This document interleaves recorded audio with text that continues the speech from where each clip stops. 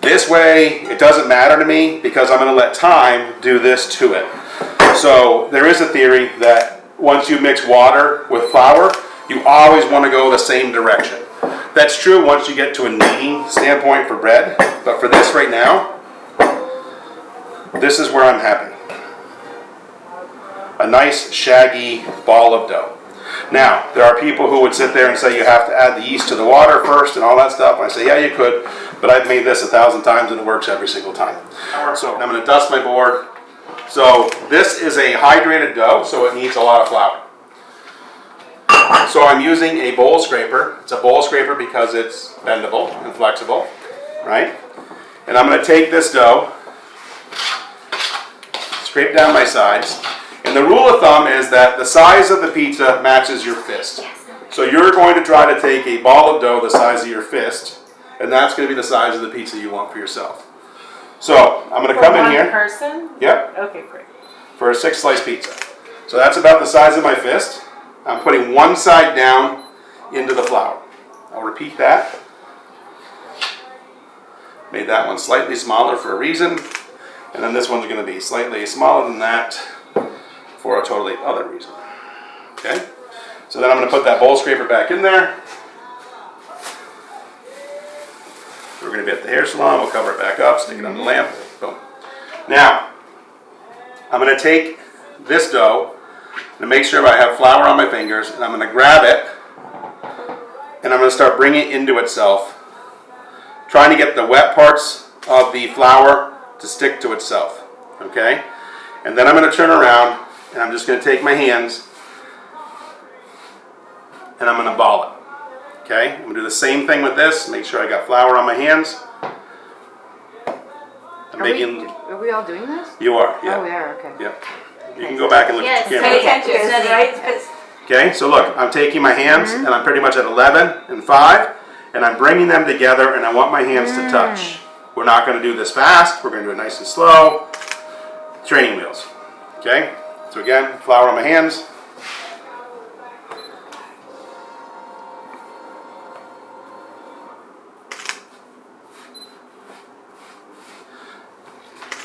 Now, you get a little piece that sticks, you come up here, you get rid of it, okay? So, dust, dust, dust. We can cover them with a cloth if we want, whatever. So we're going to dimple that one, and we're going to dimple this one. And if it ever just sticks, just come up underneath with one of these. This is a drywall trowel. A lot of fun if you are a chef and you go into a hardware store and you start using this like this. And people are looking at you. So I had a guy. Literally from a hardware store? Yeah, it's from Lowe's. I had a guy ask me, "What the hell are you doing?" I'm like, "I'm seeing if this works for me." He says, "You don't tape much, do you?" I'm like, "Nope." So we're gonna dimple that. Okay, dimpling, got it. Dimpling. And the dimpling action does what? So it relaxes the gluten, and it basically tells the bread dough it's gonna work. We're gonna have fun tomorrow. So be prepared. So this is just garlic, olive oil, extra virgin olive oil. I like California Ranch a lot as a type of olive oil. California Ranch is amazing. Yeah, it's good stuff. So we can use fresh tomatoes, and I recommend that if you're getting fresh tomatoes in August, that you use 2 medium-sized tomatoes.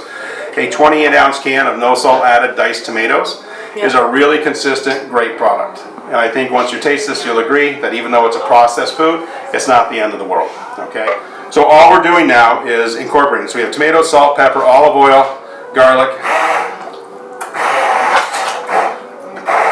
And you added some basil in there? There's some basil in there. Yep, fresh basil. Is there any Smells reason amazing. you're not doing a blender? Because it makes a lot of mess, and then blenders are really hard to clean, Yeah. and I'm lazy. Okay, so it's not that you want it to be extra fine or versus. And this works great. I can use this over and over again, and all I have to do is disconnect this, go over and clean it, and come right back and do something else with it. So we're not trying to get super, super fine. I want some chunks in there. We just don't want, trucks. Do you make like a gazpacho? This is very similar to as high and wide as I want to go with this. So the wetter the dough, the easier it is to stretch and pull. So, in class, we use parchment paper, And we put ball bearings on it, which is basically semolina flour. And the reason I do this is the first pizza class I did, somebody trashed the back of my oven. Oh. So this is our stopgap Yeah. for the newbies to the pizza world. So I'm brushing off the excess flour. I'm bringing it onto the... Now I don't care if it fits exactly, I can zhuzh this. This is a hair term that I just used. So. Okay, so that's our pizza. That's the first one we got going on. Sauce on, and you don't want a lot of sauce. So the sauce kills the pizza, but you want the sauce everywhere.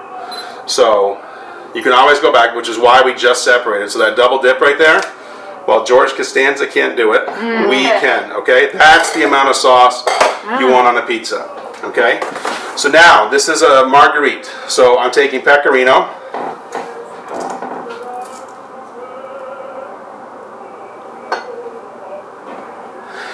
And that's it for this one, okay? That's it? So this is a traditional pie. The first bake is always tomato and pecorino, and then you top it with mozzarella, and when it comes out, you finish it with basil. The mozzarella can never brown on a true Margherita pizza. Pinky swear. Beautiful.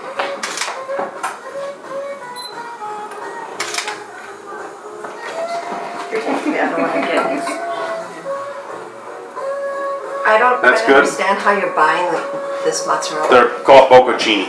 Okay. It's Bellagioso, so it's Okay. just, and we'll just do a little olive oil over the top. Yeah, just that little.